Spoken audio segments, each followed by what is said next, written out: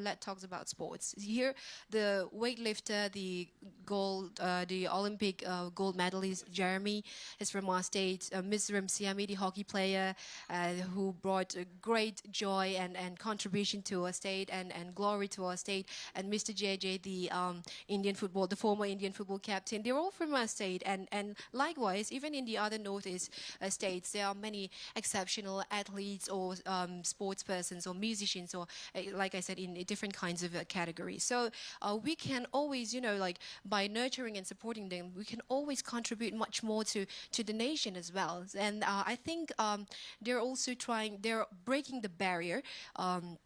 Of what the north is. When we said India, we always divided in our mind, like northeast, south, and north, right? Yeah, so I think they're breaking the barrier, and I'm so happy and proud of them.